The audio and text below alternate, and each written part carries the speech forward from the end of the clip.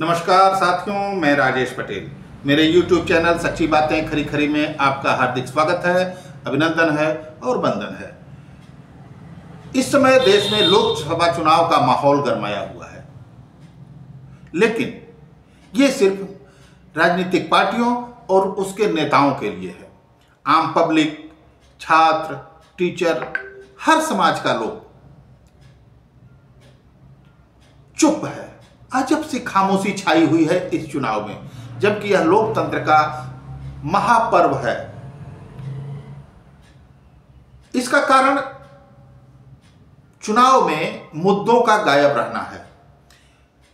आज का युवा बेरोजगारी की समस्या से त्रस्त है, किसान परेशान है, व्यापारी बेहाल है, नौकरी पेशा के लोग भी बढ़ती महंगाई से त्रस्त हैं। आज मैं मुख्य मुद्दा बेरोजगारी का और शिक्षा का, इस पर मैं चर्चा करने जा रहा हूं, जिसे न तो मीडिया हवा दे पा रही है इस मुद्दे को और न आम पब्लिक। आखिर बेरोजगारी का आलम इस कदर क्यों बढ़ता जा रहा है, जबकि इसी मोदी सरकार ने वादा किया था कि हर साल 2 करोड़ नौकरियां देंगे। इसके बावजूद आप देख रहे हैं स्थिति क्या है। आप रोजगार मांगेंगे तो वो कह देते हैं कि मैंने मंदिर बना दिया। आप किसान जब अपने अनाज का उचित मूल्य मांगता है तो कहा जाता है कि मैंने धारा 370 हटा दी। तमाम इसी तरीके से उलझाए रहती है यह सरकार।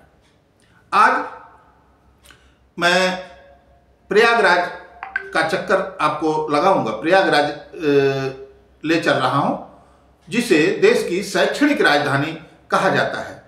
एक तरीके से ये उत्तर प्रदेश की उप राजधानी भी है। तमाम सरकारी ऑफिसेज, हाई कोर्ट की मुख्य बेंच इलाहाबाद प्रयागराज में है। आप इस समय मेरे स्क्रीन पर जिसे देख रहे हैं वो है चेतर सिंह कुशवाहा। ये पढ़े लिखे हैं और प्रयागराज में प्रतियोगी परीक्षाओं की तैयारी करते हैं, लेकिन दोपहर में 3 बजे से शाम 5 बजे तक ये चौराहे चौराहे घूमकर चाय बेचते हैं। और लोग हमारे दोस्त लोगों को प्यार से मोदी चाय वाले भी कहते हैं। लोकसभा चुनाव हर 5 साल में होते हैं। हर 5 साल में नई सरकार गठित होती है। चुनाव में वायदों की पोटली दी जाती है, जिसे अगले 5 साल तक देश के लोग अपने सिर पर, अपने कंधों पर ढोते रहते हैं, लेकिन वो पोटली खुलती नहीं, उसका कोई लाभ मिलता नहीं। आज भी आप देख रहे हैं कि जनता के सवालों से मुख्य जो सत्तारूढ़ पार्टी है वो भाग रही है। मैं प्रयागराज में शिक्षकों से, छात्रों से और पत्रकारों से बात करने वाला हूं, जिसे आप भी देखिएगा कि आखिर जनता पर ये वायदों की जो पोटली है वो क्यों भारी पड़ती जा रही है। हम शिक्षा के क्षेत्र की बात करें तो सरकार लगातार शिक्षकों के पदों की संख्या को कम करती जा रही है। सरकारी नौकरी तो दे नहीं रही है, लेकिन पदों में कटौती जरूर कर रही है। 2020-21, 2021-22, 2022-23 में शिक्षकों के स्वीकृत, कार्यरत और रिक्त पदों की जो सूचना है उसके अनुसार 2021-22 में शिक्षकों के स्वीकृत पदों की संख्या 7,19,399 थी। वहीं 2022-23 में 5,79,622 रह गई। साफ है कि एक साल में ही पदों की संख्या में 1,39,777 की कटौती कर दी गई। कोर्ट का आदेश है कि जिस जनपद में जितनी संख्या में रिक्त पद हैं उसमें 10% सीट से ज्यादा खाली न हो, लेकिन 35 से 48% सीट खाली रह जा रही है। 4 साल से वैकेंसी न आने की वजह से इन रिक्तियों की संख्या में उत्तरोत्तर वृद्धि होती जा रही है। पहली से 8वीं कक्षा तक के 51,000 के सहायक शिक्षकों के पद खाली पड़े हैं। हाल ही में राज्य के बेसिक शिक्षा मंत्री संदीप सिंह ने विधानसभा में इसकी पुष्टि की है। हालांकि सिंह ने संकेत दिया था कि शिक्षक की नौकरियों के लिए कोई नई भर्ती प्रक्रिया नहीं शुरू की जाएगी। कक्षा 11वीं और 12वीं जिसका प्रबंधन उत्तर प्रदेश माध्यमिक शिक्षा विभाग करता है, उसकी मंत्री गुलाब देवी ने बताया कि लेक्चरर और हेडमास्टर के 33,000 पद खाली हैं। सरकार कहती है कि शिक्षकों की कोई कमी नहीं है, लेकिन मंत्री विधानसभा में जवाब देते हैं कि सरकारी प्राइमरी और अपर प्राइमरी स्कूल में सहायक शिक्षकों के 51,112 पद खाली हैं। प्राइमरी स्कूल में 30 बच्चों पर एक शिक्षक होना चाहिए, अपर प्राइमरी में 35 छात्रों पर एक शिक्षक होना चाहिए। राज्य सरकार द्वारा संचालित स्कूलों में पहली से 8वीं तक 1.92 करोड़ छात्र नामांकित हैं। इसके अनुसार शिक्षकों के 1 लाख से ज्यादा पद खाली होने चाहिए, लेकिन सरकार ने केवल 51,112 पदों को ही खाली माना है। इसलिए बच्चों को गुणवत्तापूर्ण शिक्षा नहीं मिल पा रही है।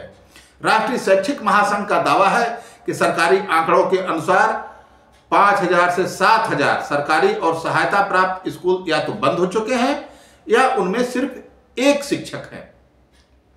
बताइए, जब शिक्षा की नींव इतनी कमजोर होगी तो आने वाला भारत कैसा होगा, जब उस पर तुर्रा यह कि दावा किया जा रहा है कि भारत विश्व गुरु बनने की कगार पर खड़ा है। 5 किलो राशन खिला के आप विश्व गुरु बनाइएगा? यह सवाल जनता को अपने जनप्रतिनिधियों से पूछना चाहिए। सबसे ज्यादा छात्र अपने भविष्य के लिए चिंतित हैं। लोकसभा के चुनाव हो रहे हैं, वायदों का लॉलीपॉप लोगों को दिया जा रहा है। देश का भविष्य युवा जो पढ़ाई करके परीक्षाओं की तैयारी कर रहा है, वे क्या सोचते हैं, इस पर बात की गई। इसको आपको जरूर सुनना चाहिए। इसमें से आपके घर का भी या आपके क्षेत्र का भी बेटा हो सकता है, युवा हो सकता है। छात्रों से पहला सवाल किया गया कि आपके सामने सबसे पहले क्या समस्या आ रही है। सुनिए। एक प्रतियोगिता छात्र सिर्फ ये चाहता है कि उसको एक जॉब मिले, और वो जॉब गवर्नमेंट जॉब बहुत सिक्योर है, बहुत ही रेपुटेटेड जॉब है। उसको एक तरीके से कहा जाता है कि जो है निस्वार्थ कहा जाता है एथिकल कंसेप्ट में। लेकिन होता क्या है कि सरकार या फिर कोई भी सरकार हो, कोई भी किसी एक पर्टिकुलर सरकार की नहीं है, वैकेंसीज इतनी डिले हो जाती हैं, लोग या तो ओवर हो जाते हैं या जो अंडर एज होते हैं वो तैयारी करते करते होपलेस हो जाते हैं। और एक स्टूडेंट का होपलेस का मतलब है पूरी फैमिली का होपलेस हो जाना। एक प्रतियोगी छात्र यही सोचता है कि भाई हम कब तक मेहनत करते रहेंगे, कब तक घर वाले पे डिपेंड रहेंगे। हमारी भी कुछ प्रतीक्षा है कि हम भी एक दिन कुछ तो बने, जो हम जिस लिए लगे हैं दिन रात एक करके अपनी मेहनत को पाने के लिए एक सीढ़ी क्रॉस कर रहे हैं। तो एक दिन तो हमको ऊंचाइयों पे जाना है, लेकिन अभी तक हम सब असफल हो जा रहे हैं। एक प्रतियोगी छात्र यही सोचता है कि उसको कैसे सफलता मिले, रोजगार कैसे मिले। प्रतियोगी छात्र क्या सोच सकता है, अगर वो प्रतियोगिता कर रहा है तो सीधी से मतलब उसको रोजगार से मतलब है, रोजगार मिल जाए उसे। सबसे पहले तो एक अच्छी यूनिवर्सिटी से एजुकेशन लेने के बाद उसका ये मत होता है कि हमने जो विद्या अर्जन करी है वो उसका हम निश्चित सदुपयोग कर पाएँ। विद्या अर्जन के बाद जो बेरोजगारी बढ़ती जा रही है, जो आज हम देखने को मिल रहा है हमारे समाज में कि शिक्षित वर्ग काफ़ी अच्छी खासी मात्रा में बेरोजगार है, तो उस चीज़ के लिए स्टूडेंट्स के लिए सबसे बड़ी मुश्किल यही है कि वो जो जिस भी प्रकार की शिक्षा अर्जन करें, जिस भी स्तर की शिक्षा अर्जन करें, उनको उसके अनुसार उस विद्यार्जन का कुछ सदुपयोग हो, उनको रोजगार मिले उस अनुपात में। एक प्रतियोगी छात्र यह सोचता है क्योंकि हमारे समाज ने बहुत सारी सरकारी नौकरी को लेकर एक ऐसी अपेक्षाएं रख दी हैं कि हर इंसान चाहता है कि इसको सरकारी नौकरी मिले। हम लोग चाहे तो रोजगार का मतलब है कि हम प्राइवेट भी कर सकते हैं, लेकिन सरकार को प्राइवेट के साथ साथ प्राइवेट को भी कुछ इस प्रकार रूल रेगुलेशन भी लाना चाहिए ताकि प्राइवेट में भी जो प्रतियोगी जो नौकरी कर रहे हैं उनके साथ जो हिंसा बहुत सारी समस्याएं का सामना कर पड़ा है वो करना पड़े, ताकि सरकार प्राइवेट और सरकारी दोनों में मैनेज करके साथ चल सके। सारा प्रतियोगी छात्र इस समय यही सोच रहा है कि हमारा सिलेक्शन हो, टाइम से हमें नौकरी मिल जाए, टाइम से हम अपने घर परिवार को देख पाएँ, उसकी देखभाली करें। यहाँ पे तो 10-10 साल 5-5 साल 6-6 साल लड़के हो गए, लेकिन वो घर वाले भी परेशान है इस चीज़ को लेकर के। एक प्रतियोगी छात्र आज यही सोचता है मैम कि समय से वैकेंसी आए, हम लोग पढ़ रहे हैं, जॉब की तैयारी कर रहे हैं, प्रोफेशनल जॉब की तैयारी कर रहे हैं, टाइम से वैकेंसी आए, उन वैकेंसी के लिए कैलेंडर एक अच्छे से जारी हो, उसको अमल करे और बच्चे उस कैलेंडर के माध्यम से देख के तैयारी करें और उनका सिलेक्शन हो। प्रतियोगी छात्र आज यही सोचता है कि किसी तरह से मुझे रोजगार मिल जाए। घर से निकले बहुत समय हो चुका है, काफ़ी टाइम यहाँ दे चुका है, घर वालों को बहुत सारी उम्मीदें हैं, उसी उम्मीद के लिए काफ़ी टाइम यहाँ पर दे चुका है। प्रतियोगी छात्र यही सोच रहा है कि जब वैकेंसी नहीं आए, धीरे धीरे वो मायूस हो जा रहा है, उसकी पढ़ाई दिन प्रतिदिन घटती जा रही है। क्या करेगा वो जब वैकेंसी नहीं आ रही है? सरकार से जितना सोचता है कि अब ये गवर्नमेंट आएगी, जब बीजेपी तो हमारे ये फ़ायदा होगा, बीजेपी आई वो भी ना कुछ कर रही है, कांग्रेस लाया जाए तो कांग्रेस भी वही काम करेगी। आज तो एक प्रतियोगी छात्र निरीह हो चुका है, आज रोजगार मुद्दा ही नहीं बन रहा है। लोग राष्ट्रवाद और तमाम बातों बोलते हैं, हम तो नहीं समझ पाते राष्ट्रवाद की असली परिभाषा ही क्या है। और व्यक्ति को रोजगार मिलेगा तो वो राष्ट्र में भी सहयोग करेगा, व्यक्ति में भी सहयोग करेगा, हर लोगों में सहयोग करेगा। लेकिन आज कोई मुद्दा ही नहीं बन रहा है, रोजगार को ही मुद्दा होना चाहिए। प्रतियोगी छात्र हम लोग हैं तो हम लोग यही सोचते हैं कि हम लोग का टाइम पे वैकेंसी आए और समय पे एग्ज़ाम हो और समय पे सिलेक्शन हो, ताकि हम लोग की ज़िंदगी में खुशियाँ आए। एक प्रतियोगी छात्र अब रोजगार के बारे में सोच रहा है कि किस तरह से उसको निष्पक्ष तरीके से एग्ज़ाम्स हो, उसको नौकरियां मिल जाएं। प्रतियोगी छात्र जो है तैयारी करने से पहले ही उसके अंदर आ जाती है जुनून की जिस भी प्रतियोगी परीक्षा की हम तैयारी कर रहे हैं उसका मेन लक्ष्य होता है उसको प्राप्ति करना, और उस प्राप्ति के लिए वो हर एक प्रयास को पूरा करने के लिए अपने जी जान लगा देता है।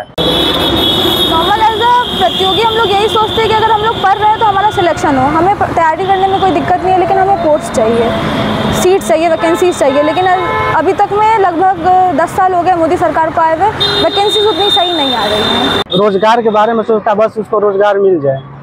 एक प्रतियोगी छात्र ये सोचता है कि उसका समय पे पेपर हो, एक पूरे साल का उसका विवरण हो कि कितने समय में पेपर होगा, कब रिजल्ट आएगा, और इस सबसे बड़ी बात इसमें पूरी जर्नी में पारदर्शिता प्रमुखता से रहे। लोकसभा चुनाव है, शिक्षक भी वोटर हैं। मैंने सवाल किया कि आखिर वोटिंग के समय शिक्षक क्या सोचेगा। इस पर सुनिए शिक्षकों ने क्या कहा। जहाँ तक अगर देश की बात किया जाए तो लगभग 8.5 लाख शिक्षकों के पद खाली हैं। उत्तर प्रदेश के शिक्षा विभाग में बेसिक शिक्षा में लगभग 85,000 पद खाली हैं और इस तरीके से लगभग 1,39,000 पद को अभी सरकार ने 2021-22 से और 22-23 के बीच में समाप्त किया है। तो उत्तर प्रदेश में भी लगभग 1.5 से 2.25 लाख पद खाली हैं। देखिए, सबसे पहले मैं ये बता दूं, चूँकि चुनाव का समय है, हम लोग उत्तर प्रदेश माध्यमिक शिक्षक संघ के पदाधिकारी हैं और हम न किसी राजनीतिक दल के समर्थक हैं न किसी के विरोधी। जो सरकार में रहता है उसी से मांग करते हैं, तो इसलिए कभी कभी लोगों को लगने लगता है कि सरकार के विरोधी हैं। जो भी सरकार में रहेगा उससे ही मांगेंगे, क्योंकि सरकार से ही हमें मांगना पड़ेगा। अध्यापकों की कमी की बात जहाँ तक से माध्यमिक शिक्षा की बात है, अनुदानित और राजकीय 2 प्रकार की संस्थाएं ऐसी हैं जहाँ सरकार वेतन देती है, सरकार नियुक्ति करती है। माध्यमिक विद्यालयों में माध्यमिक शिक्षा सेवा चयन बोर्ड पिछले काफी समय से रेगुलर भर्ती नहीं कर पा रहा है। 2 भर्तियां हुई 16 और 21 की, उसमें कुछ भर्ती हो गई, लेकिन उसके बाद से 21 के बाद से आयोग लगातार निष्क्रिय है। फिर नए आयोग के गठन की कवायद हुई, राज्य शिक्षा सेवा आयोग, जिसमें माध्यमिक, उच्च और प्राथमिक सबकी भर्ती उसी से होनी है। तो हर विद्यालय में, जैसा जमीन पर हम लोग देखते हैं, लगभग हर विद्यालय में 15 से 20% सीटें खाली हैं। शहरों में तो शिक्षक हैं, लेकिन सुदूर ग्रामीण इलाकों में जहाँ की छात्र हैं और जहाँ ज़्यादा आवश्यकता वहाँ बहुत कमी है। और इसी प्रकार राजकीय में भी प्रधानाचार्यों की भर्ती 2013 के बाद नहीं हो। 13 की भी वैकेंसी अभी भी विवाद में है, 11 की फाइनल हुई। तो आप सोचिए 13 से भी लीजिए तो 11 साल हो गए, और लगभग 90% विद्यालयों में प्रधानाचार्यों के पद रिक्त हैं। प्रधानाचार्य टीम लीडर होता है, जब वो पद ही रिक्त रहेगा तो कैसे अच्छा काम होगा।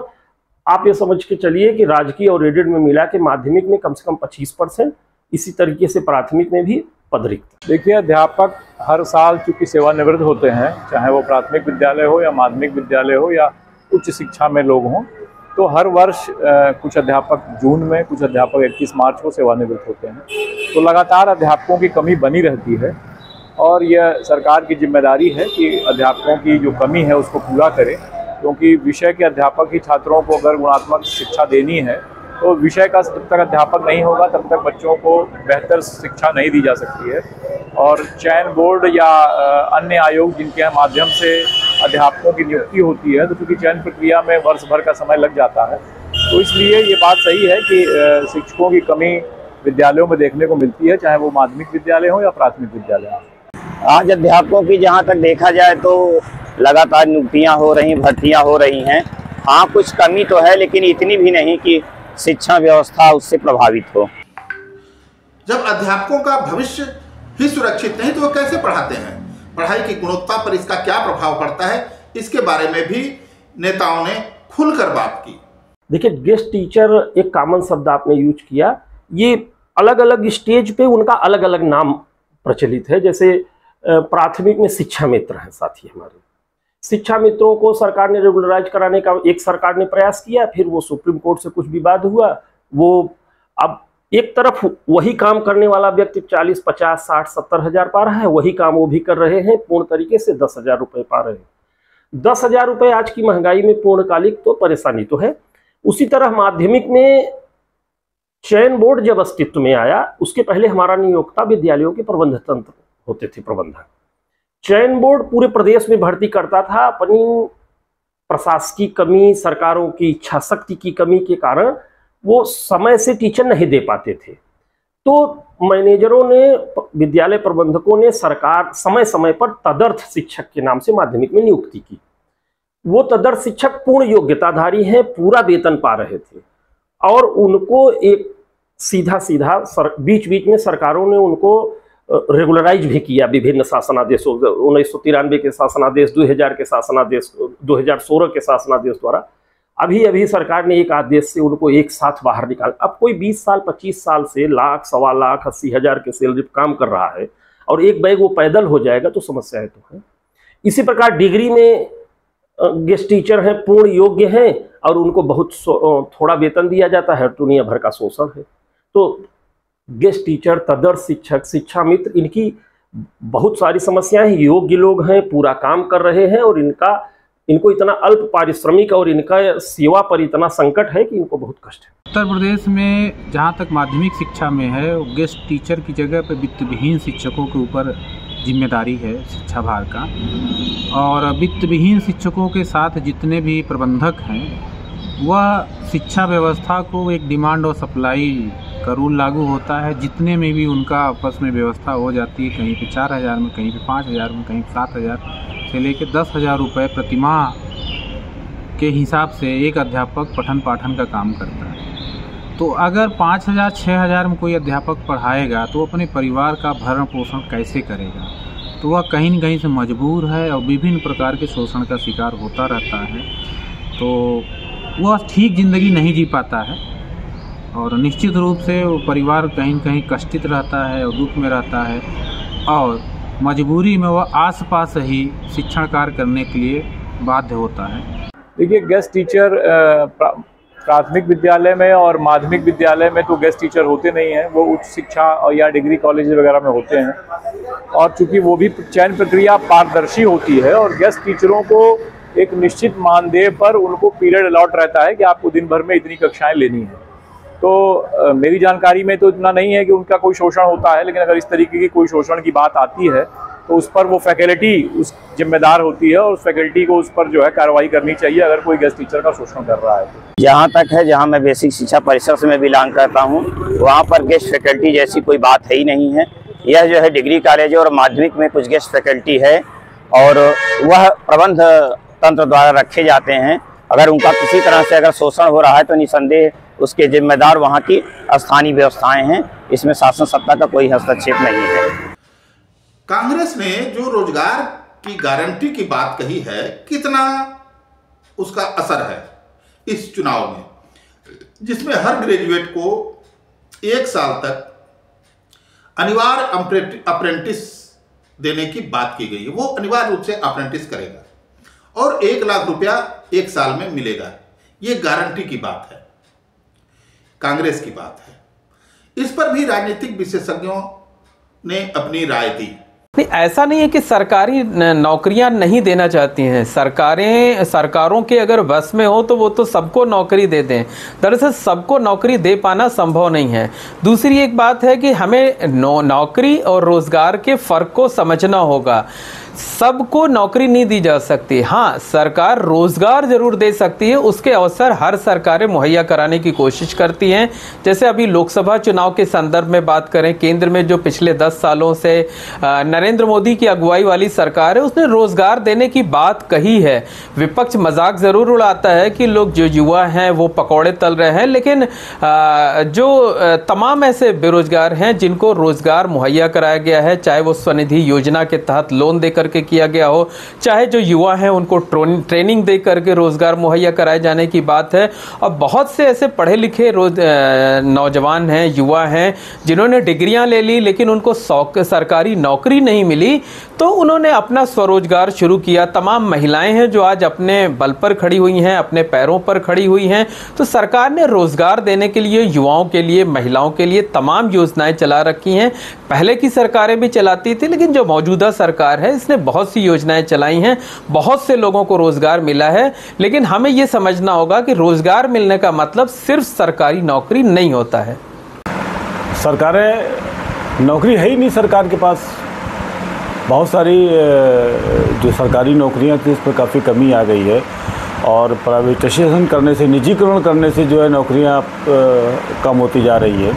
अब आप देखिए IAS, PCS और SSC को छोड़ करके नौकरियां कहाँ मिल रही हैं? कोई किसी भी इसमें विभाग में नौकरी निकल नहीं रही है। तो सरकार के पास एक तो आर्थिक कुछ समस्याएं भी हैं, फिर दूसरी बात ये बहुत सारा जो फ्री की योजनाएं चल रही हैं, उन फ्री की योजनाओं में सरकार अपना जो स्थापना खर्च है वो ज़्यादा खर्च कर रही है।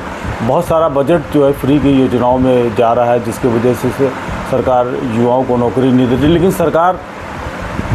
सरकारों का मानना ये है कि सरकार अपने दूसरे तरीके से, यानी सरकार मनरेगा को भी जो है वो नौकरी मान रही है और इस तरह की जो दूसरी जहाँ काम मिल रहा है, जहाँ की डेली बेस पे काम मिलता है, कभी मिलता कभी नहीं मिलता, उनको भी जो है वो रोज़गार माना जा रहा है।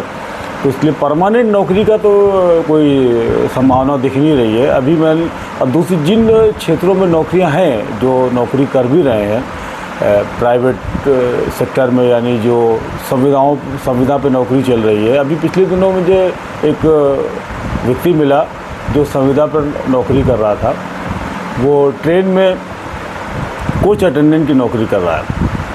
तो उससे ये पता लगा कि साहब वो 3 दिन की ड्यूटी करने के बाद उसे मात्र 1100 रुपये मिलता है। अब इससे अब अंदाज़ लगा लीजिए कि क्या स्थिति है। तो सरकारें अपना स्थापना खर्च को बढ़ाना नहीं चाह रही है और इस वजह से सरकार कहीं नौकरी दे नहीं रही। बहुत सारे पद अपने आप स्वतः ख़त्म होते जा रहे हैं। नहीं, सरकारें नहीं देना चाहती है, बड़ा जनरलाइज मत कीजिए आप। बिहार में अभी 17 महीने के पीछे जो सरकार थी RJD और JDU की, इसने लगभग 5 लाख लोगों को नौकरी दी, सरकारी नौकरी दी। गांधी मैदान में लोगों को बुला करके नियुक्ति पत्र बांटे। ये नहीं कहा जा सकता। सवाल ये नहीं है कि तमाम राज्य सरकारें हैं जो लोगों को रोजगार का अवसर दे रही हैं, जो गैर भाजपा सरकारें हैं वो लोगों को रोजगार का अवसर दे रही हैं। हाँ, भारतीय जनता पार्टी शासित राज्यों में रोजगार की वो अवसर नहीं मिले जो सरकारों से लोग अपेक्षा करते हैं। लेकिन यह बिंदु अन्य राज्य सरकारें भी नहीं कर रही हैं। मुझे लगता है कि ऐसा नहीं है, इस तरह से जनरलाइज नहीं किया जाना चाहिए। यह जरूर है कि केंद्र सरकार के स्तर पे भी खाली पदों के बावजूद भी रोजगार उस तरह से नहीं दिए गए, जबकि दिया जाना चाहिए। मान्यता यह है कि सरकारें या राज्य सबसे बड़ा एम्प्लॉयर है। नहीं, मेरा अपना मानना है कि बेरोजगारी मुद्दा है और युवाओं में खासतौर से इसको लेकर के हलचल है, जबरदस्त हलचल है। इसको इस आधार पर भी मैं कह सकता हूं कि अभी जो राहुल गांधी की न्याय यात्रा थी और जिन युवाओं से उनकी मुलाकात हुई, लगभग हर जिले में युवाओं ने बेरोजगारी को लेकर के सवाल पैदा किया और ये कि रोजगार के अवसर कम हुए हैं, सरकारी सेवाओं में अवसर कम हुए हैं, संविदा को बढ़ावा दिया जा रहा है। तो ये मेरा अपना मानना है कि बेरोजगारी एक बड़ा मुद्दा है और ख़ासतौर से समाज के हर तबके में है, युवाओं में हर तबके में है, हर समूह में है। क्योंकि बेरोजगारी हो सकता है कि उच्च वर्ग के लोगों के लिए बहुत समस्या ना हो, लेकिन बाकी समाज का कोई ऐसा वर्ग हो नहीं सकता जहाँ पे बेरोजगारी को लेकर के एक बहस या चर्चा ना हो। क्योंकि सरकार से लोग उम्मीद करते हैं रोजगार को लेकर के, लेकिन जो पिछले वर्षों में जो रोजगार के अवसर कम हुए हैं, इसको लेकर के युवाओं में बेचैनी है। मैं ये स्वीकार नहीं कर सकता कि चुनाव में बेरोजगारी मुद्दा नहीं है। देखिए, बेरोजगारी हर चुनाव में मुद्दा बनती है, उस पर बहस होती है, भाषणबाजी की जाती है, नारेबाजी की जाती है, इस पर वोट मांगे जाते हैं। लेकिन जब मतदाता होता है, वो वोट डालने जब जाता है, तब ये मुद्दा जो है वो गौड़ हो जाता है। यानी जो दूसरे मुद्दे होते हैं वो हावी हो जाते हैं और बेरोजगारी का मुद्दा, महंगाई का मुद्दा, ये मुद्दे जो है वो पीछे हो जाते हैं। इस लोकसभा चुनाव में भी जो विपक्षी पार्टियां हैं, जो इंडिया गठबंधन है, वो बेरोजगारी के मुद्दे को खूब उठा रही है, उस पर चर्चा कर रही है। लेकिन ये मुद्दा अपील कितना करेगा, जब लोग वोट डालने जाएंगे तो वो कितना असर करेगा, ये देखने वाली बात होगी। मुझे लगता नहीं कि उत्तर भारत में जो पॉलिटिक्स है, खासकर अगर हम उत्तर प्रदेश की अगर बात करें, तो उत्तर प्रदेश की पॉलिटिक्स में जो है वो बेरोजगारी बड़ा मुद्दा बनेगा। चर्चा तक तो ठीक होता है, मंच से भाषण देने तक ठीक होता है, लेकिन जब लोग वोट डालने जाते हैं तब बेरोजगारी एक मुद्दा होता है। लेकिन दूसरे जो मुद्दे होते हैं, जो सेंटिमेंटल मुद्दे होते हैं, वो हावी हो जाते हैं, वो प्रभावी हो जाते हैं, और बेरोजगारी जैसा जो बुनियादी मुद्दा होता है, ज़रूरी मुद्दा होता है, वो दब जाता है। देखिए, देश में बेरोजगारी तो बहुत बड़ा मुद्दा है, इसमें कोई शक की गुंजाइश नहीं है। और लेकिन दिक्कत ये है कि विपक्ष उसको, बेरोजगारी को एक मुद्दा नहीं बना पा रहा है। और भारत में पिछले कई सालों से देखा जा रहा है कि बेरोजगारी का कोई सरकारी आंकड़ा जारी नहीं हो रहा है। और भाजपा की कोशिश ये है कि वो अलग अलग राज्यों में अलग अलग मुद्दे को लेकर के मैदान में उतर रही है। जैसे कि दिल्ली में उसने भ्रष्टाचार को मुद्दा बनाया, बिहार में जाति को, और उत्तर प्रदेश में राम मंदिर भाजपा का एक बड़ा मुद्दा है। तो विपक्ष को भाजपा ने हर अपने अपने तरीके से उसको घेरने की कोशिश की है, लेकिन बेरोजगारी बहुत बड़ा मुद्दा है। अब सन 2000 से लेकर आज 2024 तक लगातार बेरोजगारी बढ़ती जा रही है। लगभग ऐसे कोई सरकारी और कोई निश्चित आंकड़ा तो नहीं है, लेकिन जो तमाम प्राइवेट एजेंसियां हैं और दूसरी एजेंसियां उस तरह से जो उन्होंने सर्वे किया है, उसके हिसाब से बेरोजगारी इस समय करीब 60% बेरोजगारी युवाओं में है। अभी तक आईटी क्षेत्र में अच्छी नौकरी थी, लेकिन अभी पिछले दिनों देखा गया है कि पुणे में एक आईटी कंपनी में बड़ी नौकरी निकली थी, वहाँ पे कुछ पोस्टों के लिए 3000 से अधिक आईटी इंजीनियर्स ने आवेदन किया। तो इससे समझ में आता है कि बेरोज़गारी कितनी है, और बेरोज़गारी निश्चित रूप से मुद्दा बनेगी। और एक अभी हाल का एक सर्वे आया है जिसमें कहा जा रहा है करीब 30 से 32% लोगों ने, मुझे लगता है कि करेगा। क्योंकि अगर रोजगार को लेकर के युवाओं में बेचैनी है, रोजगार की तलाश में लोग घूम रहे हैं, कम संख्या में निकलने वाले पदों के खिलाफ भी अपार संख्या में लोग आवेदन कर रहे हैं, तो ये इसका असर पड़ेगा। और अप्रेंटिसशिप यूरोपीय देशों में एक खास प्रचलन है। वहाँ पे जो पढ़े लिखे लोग होते हैं उनको जब तक नियमित नौकरी नहीं मिलती है, वहाँ सरकारें या कंपनियाँ अप्रेंटिसशिप देती हैं और 6 महीने साल भर बच्चों को मिलता रहता। एक अच्छा तरीका है कि जब तक आपको नियमित नौकरी नहीं मिल जाती तब तक आपको अप्रेंटिसशिप मिले और आप एक कुशल कर्मी के रूप में, कुशल व्यक्ति के रूप में आपको एक तरह से बनाया जा सके। तो एक मुझे लगता है कि अच्छी पहल है ये, और कांग्रेस के इस पहल को लेकर के लोगों में एक सकारात्मक प्रतिक्रिया देखी जा रही है। और तो मेरा अपना मानना है कि लगभग हर राज्य में यह मुद्दा बनेगा। और बिहार जैसे राज्य में जहाँ आरजेडी इसी नौकरी की बात कर रही है कि रोजगार हमारी प्राथमिकता है, 17 साल बनाम 17 महीने की बात कर रही है। जो अन्य दक्षिण के राज्य हैं वहाँ पे ये मुद्दा बना हुआ है, दिल्ली की सरकार इसको मुद्दा बना रही है। तो ऐसा नहीं है, विपक्षी इसको मुद्दा बना रहे हैं और कांग्रेस ने जो इसको अपने घोषणा पत्र में प्रमुख स्थान दिया है, मुझे लगता है कि युवाओं में इसका असर पड़ेगा। देखिए, कांग्रेस ने जो 5 गारंटी अपनी जारी की है, उस 5 गारंटियों में दम बहुत है। लेकिन शर्त यह है कि कांग्रेस इन 5 गारंटियों को अपने जो मतदाता हैं वहाँ तक इस बात को वो पहुँचाने में अगर कामयाब हो जाती है तो निश्चित रूप से ये एक बड़ा मुद्दा बनेगा। और लेकिन चूँकि कांग्रेस ने काफ़ी देर में अपना स्टेप उठाया है तो इसलिए कांग्रेस को मतदाताओं तक अपनी इन 5 गारंटियों को पहुंचाना चाहिए और अगर उस पहुंचाने में कामयाब हो जाती है तो निश्चित रूप से ये युवाओं में जो है इसका असर देखने को मिलेगा और ये एक मुद्दा बड़ा बन सकता है जहाँ पे कांग्रेस के उम्मीदवारों को सफलता मिल सकती है। देखिए, हर ग्रेजुएट को नौकरी दे पाना संभव नहीं है। जैसा मैंने आपको पहले कहा कि हर पढ़े लिखे व्यक्ति को या जो पढ़ा लिखा नहीं भी है उसको आप रोजगार के साधन मुहैया करा दीजिए ताकि वो काम कर सके, अपनी आजीविका चला सके। सब अगर नौकरी पा जाएंगे तो सोचिए सड़क पर ठेला कौन लगाएगा, खेत में फसल कौन उगाएगा, सफाई का काम कौन करेगा, दुकानें कौन चलाएगा, लेबर मिस्त्री का काम कौन करेगा। तो सबको नौकरी नहीं दी जा सकती है। ये बात कांग्रेस पार्टी शायद समझ नहीं पाई है या समझना नहीं चाहती है या लोगों के साथ छलावा किया जा रहा है, झूठे वायदे किए जा रहे हैं। अगर सभी को नौकरी देने की बात की गई है तो वो गलत बात है। एक ऐसा वादा है जो प्रैक्टिकल तौर पर कभी पूरा हो ही नहीं सकता है। आप ये ज़रूर कह सकते हैं कि हम मैक्सिमम लोगों को रोजगार मुहैया कराएंगे, जिनको संभव होगा उनको नौकरी देंगे, बाकी लोगों को हम बिजनेस कराएंगे, उनको तकनीकी ट्रेनिंग देंगे, वो टेक्निकल काम कर सकेंगे, अपने पैरों पर खड़े हो सकेंगे। जो किसान हैं उनको हम बेहतर ट्रेनिंग देंगे कि वो कैसे बेहतर से बेहतर पैदावार कर सकें।